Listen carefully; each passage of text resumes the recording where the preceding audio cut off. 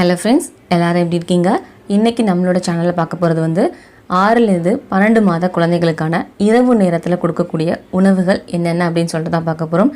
நம்மளோட சேனலில் ஆல்ரெடி வந்து 6லேருந்து 12 மாத குழந்தைகளுக்கு காலை நேரத்தில் என்ன உணவு கொடுக்கலாம், மதிய நேரத்தில் என்ன உணவுகள் கொடுக்கலாம் அப்படின்னு சொல்லிட்டு நான் வீடியோஸ் அப்லோட் பண்ணியிருக்கேன்.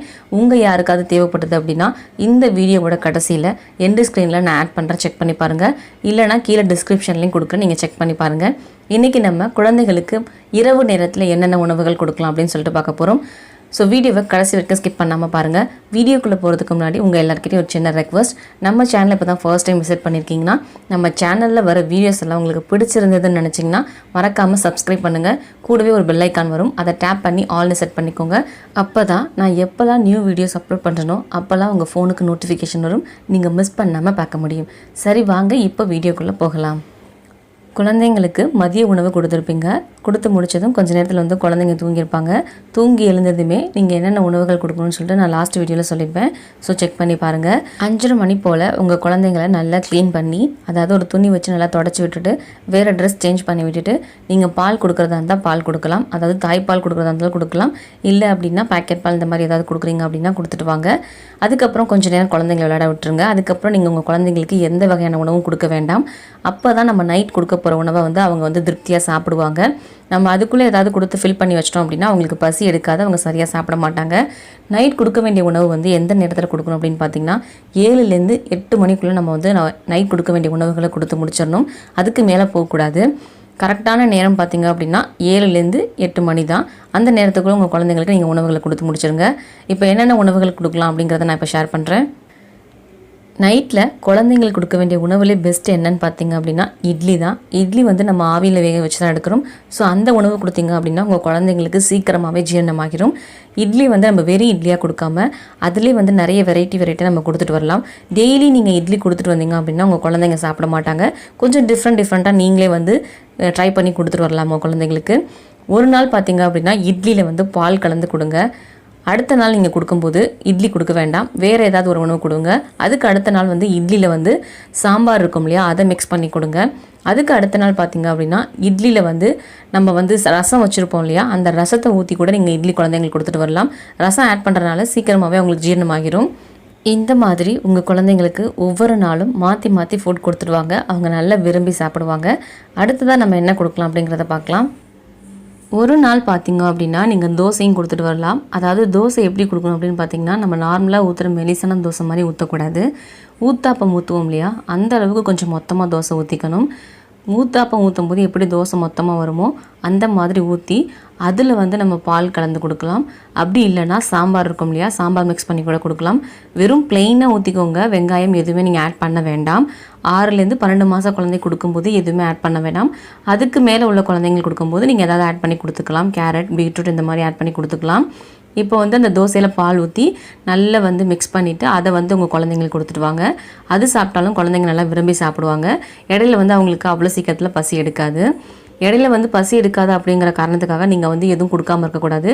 கண்டிப்பாக நீங்கள் தூங்கி எழுந்து இடையில வந்து குழந்தைங்களுக்கு உங்களோட தாய்ப்பால் கொடுத்துட்டு வரணும். இடையிலே அவங்களுக்கு பசிக்க ஆரம்பிக்கும். ஸோ உங்களோட தாய்ப்பாலையும் நீங்கள் அப்பப்போ கொடுத்துக்கோங்க. அடுத்ததாக நம்ம கொடுக்க போகிற உணவு என்னன்னு பார்த்தீங்க அப்படின்னா ரவை கஞ்சி தான் கொடுக்க போகிறோம். ரவை இருக்கும் இல்லையா, அதை வந்து நீங்கள் கஞ்சி மாதிரி ப்ரிப்பேர் பண்ணி உங்கள் குழந்தைங்களுக்கு கொடுத்துட்டு வரலாம். ரவை வந்து நல்ல கொலைய வச்சு நீங்கள் வேக வச்சுக்கணும். அது கூட நீங்கள் ஏதாவது வெஜிடபிள்ஸ் ஆட் பண்ணுறதுனாலும் ஆட் பண்ணிக்கலாம். இல்லை அப்படின்னா பாசிப்பருப்பு இருக்கு இல்லையா, பாசிப்பருப்பையுமே அது கூட சேர்த்து வேக வச்சு நல்லா மசிச்சு அதை வந்து குழந்தைங்களுக்கு கொடுத்துட்டு வரலாம். இந்த மாதிரி நம்ம கொடுக்கலாம். அடுத்ததாக வந்து இதிலே வந்து அரிசி கஞ்சி இருக்கு இல்லையா, அதுவும் கொடுக்கலாம். இதே மாதிரி தான் நார்மலாக நம்ம அரிசியை உடச்சி எப்படி கஞ்சி வைப்போமோ அது மாதிரி வச்சுக்க வேண்டியது தான். அது கூட வந்து ஏதாவது காய்கறி சேர்த்துக்கலாம். அதே மாதிரி பாசிப்பருப்பு இருந்தால் சேர்த்துக்கலாம். நைட் நேரத்தில் கொடுக்கும்போது துவரம் பருப்புலாம் சேர்க்க வேண்டாம், பாசிப்பருப்பு மட்டும் சேர்த்துக்கோங்க. அதை நல்லா வேக வச்சு மசிச்சு கஞ்சி மாதிரி வச்சு அதை வந்து நம்ம குழந்தைங்களுக்கு கொடுத்துட்டு வரலாம். உப்பு மட்டுமே சேருங்க. உப்புமே பார்த்திங்க அப்படின்னா லைட்டாக சேருங்க, அதுக்கு மேலே சேர்க்க வேண்டாம். கொஞ்சம் போல் நெய் சேர்த்து நீங்கள் உங்கள் குழந்தைங்களுக்கு கொடுத்துட்டு வரலாம். அடுத்ததாக பார்த்திங்க அப்படின்னா நம்ம வந்து பால் சாதமும் கொடுக்கலாம். அதே மாதிரி நைட் நேரத்தில் ரச சாதமும் கொடுத்துட்டு வரலாம். ரச சாதமும் பால் சாதமும் சாதத்தை நல்லா கொலைய வச்சுட்டு அதுக்கப்புறமா அதில் வந்து நல்லா மசிச்சுட்டு பால் சேர்க்குறதுனா பால் சேருங்க. இல்லை அப்படின்னா ரசம் சேர்க்குறதுனா ரசம் சேர்த்து நீங்கள் கொடுத்துட்டு வரலாம். இதுவுமே குழந்தைங்களுக்கு நைட் நேரத்தில் கொடுக்கக்கூடிய ஒரு உணவு தான். அடுத்ததாக நம்ம கொடுக்க போகிற உணவு என்னன்னு பார்த்தீங்கன்னா வாழைப்பழம். வாழைப்பழத்தை வந்து நம்ம அப்படி கொடுக்கக்கூடாது. நம்ம சாப்பாடு கொடுக்குறோம் இல்லையா, இட்லி இல்லை அப்படின்னா சாதம் கொடுக்குறோம், அதில் கலந்து தான் நீங்கள் வந்து வாழைப்பழத்தை கொடுத்துட்டு வரணும். தனியாக வந்து வாழைப்பழத்தை நீங்கள் கொடுக்க வேண்டாம். ஒன்று இட்லி கொடுக்குறீங்க அப்படின்னா இட்லி கூட ஒரு மிக்ஸி ஜாரில் போட்டு இந்த சின்ன சின்னதாக கட் பண்ணி வாழைப்பழத்தை நல்லா அடிச்சிட்டு அது கூட ஆட் பண்ணிக்கோங்க. அதே மாதிரி சாதம் கொடுக்குறீங்க அப்படின்னா சாதத்து கூட வந்து நீங்கள் அதை ஆட் பண்ணிக்கலாம். இந்த மாதிரி கொடுத்துட்டு வரலாம். வாழைப்பழம் கொடுக்குறனால நம்ம குழந்தைங்க வந்து அடுத்த நாள் காலையில் சீக்கிரமாகவே மோஷன் போயிடுவாங்க. குழந்தையாக இருக்கும்போது சில நேரத்தில் வந்து சில குழந்தைங்க வந்து டெய்லி வந்து மோஷன் பண்ண மாட்டாங்க, 2 days ஒன்ஸ் இந்த மாதிரி தான் பண்ணுவாங்க. அந்த மாதிரி குழந்தையாக இருந்தீங்க அப்படின்னா நீங்கள் கண்டிப்பாக வாழைப்பழத்தை இந்த மாதிரி ஆட் பண்ணி கொடுத்தீங்க அப்படின்னா உங்கள் குழந்தைங்க வந்து நல்லா சாப்பிட்டுட்டு அடுத்த நாள் வந்து சீக்கிரத்தில் எழுந்து வந்து மோஷன் போயிடுவாங்க. ஸோ மோஷன் போக மாட்டாங்க அப்படிங்கிற கவலை நமக்கு இருக்காது. அடுத்ததாக நம்ம பார்க்க போகிறது அரிசி பருப்பு சாதம். அது எப்படி ப்ரிப்பேர் பண்ணணும் அப்படிங்கிறத நான் இப்போ சொல்கிறேன். 1 கப் அளவுக்கு அரிசி எடுத்துக்கோங்க. 1/4 கப்புக்கும் கொஞ்சம் கம்மியாக வந்து பாசிப்பருப்பு எடுத்துக்கோங்க. இது ரெண்டையுமே நல்லா தனித்தனியாக ஃபஸ்ட்டு ட்ரை ரோஸ்ட் பண்ணிவிட்டு அதை நல்லா ஆற வச்சுட்டு ஒரு மிக்ஸி ஜாரில் போட்டு நல்லா பொடிச்சு வச்சுக்கோங்க. இது வந்து நீங்கள் ஸ்டோர் பண்ணி வச்சுக்கலாம். அப்பப்போ நம்ம குழந்தைங்களுக்கு செய்யும்போது எடுத்து போட்டு செஞ்சுக்கலாம். இது வந்து ஒரு குழந்தைக்கு செய்கிறீங்க அப்படின்னா 1.5 டேபிள் ஸ்பூன் அப்படி இல்லைனா 2 டேபிள் ஸ்பூன் போதுமானதாக இருக்கும். அதை எடுத்து நல்லா கஞ்சி மாதிரி ப்ரிப்பேர் பண்ணிக்கோங்க. இது கூட நீங்கள் ஏதாவது ஒரு காய்கறிகள் ஆட் பண்ணிக்கலாம். இந்த மாதிரி ஒரு நாளைக்கு வந்து நம்ம குழந்தைக்கு நைட்டில் வந்து உணவு கொடுத்துட்டு வரலாம். உருளைக்கிழங்கு, காலிஃப்ளவர், அப்புறம் வந்து கேரட், பீன்ஸ் இந்த மாதிரி ஏதாவது ஒரு காய் வேக வச்சு இது கூட சேர்த்து வேக வச்சு கஞ்சி மாதிரி ப்ரிப்பேர் பண்ணி அதை வந்து நம்ம குழந்தைங்களுக்கு கொடுத்துட்டு வரலாம். இப்படி கொடுக்குறனால நம்ம குழந்தைங்களுக்கு ரொம்பவே ஹெல்த்தியாக இருப்பாங்க. நைட் சாப்பிட்டு படுத்தாங்க அப்படின்னா ரொம்பவே அவங்களுக்கு வந்து வயிறு ஃபுல்லாக இருக்கும். இடையில வந்து அந்த அளவுக்கு பசிக்காது.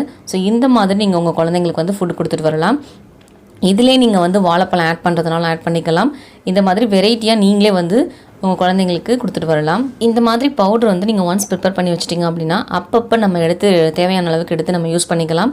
நீங்கள் ஒன்றுமே சேர்க்கல அப்படின்னாலும் ஜஸ்ட் இந்த பொடியை எடுத்து ஒரு தண்ணியில் மிக்ஸ் பண்ணி கஞ்சி மாதிரி ப்ரிப்பேர் பண்ணி அதை கூட நீங்கள் தனியாக ஒரு நாளைக்கு கொடுத்துட்டு வரலாம். இந்த பவுடர் ரெடி பண்ணி வச்சுக்கிறது உங்களுக்கு ரொம்பவே யூஸ்ஃபுல்லாக இருக்கும். இன்றைக்கி நான் சொன்ன மாதிரி உங்கள் குழந்தைங்களுக்கு இரவு நேரத்தில் உணவு கொடுத்துட்டு வந்தீங்க அப்படின்னா ரொம்பவே ஹெல்த்தியாக இருப்பாங்க உங்கள் குழந்தைங்க. இந்த மாதிரி முறைப்படி தான் குழந்தைங்களுக்கு நம்ம வந்து உணவு ப்ரிப்பேர் பண்ணி கொடுக்கணும். நான் சொன்ன மாதிரி அந்த டயத்துக்குள்ளே நீங்கள் வந்து உங்கள் குழந்தைங்களுக்கு உணவு கொடுத்துருங்க. நீங்கள் வந்து 8 மணிக்குள்ளே உணவு கொடுத்து முடிச்சிட்டிங்க அப்படின்னா நல்லா வந்து உங்கள் ஷோல்டரில் குழந்தைய போட்டு பின்பக்கமாக குழந்தையோட நெஞ்சு பகுதி இருக்கு இல்லையா, முதுகு பகுதி இருக்கு இல்லையா, அந்த பகுதியில் நல்லா லைட்டாக தட்டி கொடுத்தீங்க அப்படின்னா கொஞ்சம் நேரத்தில் அவங்க ஏப்பம் விட்டுருவாங்க. ஏப்பம் விட்டதுக்கப்புறமா அவங்க குழந்தைய கீழே போடுங்க. அதுக்கப்புறம் கொஞ்சம் நேரம் அவங்க விளையாடிட்டு இருப்பாங்க. தூங்க போகிறாங்க அப்படின்னா அவங்கள தூங்க வச்சுட்டு இடையில நீங்கள் கண்டிப்பாக எழுந்து உங்களோட தாய்ப்பால் கொடுத்தே ஆகணும். நம்ம ஃபுல்லாக கொடுத்துட்டோம் அதனால் நம்ம தாய்ப்பால் கொடுக்க வேண்டிய அவசியம் இல்லைன்னு சொல்லிட்டு நினைக்காதீங்க. கண்டிப்பாக தாய்ப்பாலும் அவங்களுக்கு அவசியமான ஒன்றா இருக்கும். ஸோ இடையில இருந்து சோம்பேறித்தனம் படாமல் அலுப்பு பார்க்காம நீங்கள் உங்கள் குழந்தைங்களுக்கு வந்து தாய்ப்பாலையும் கொடுத்துட்டு வாங்க.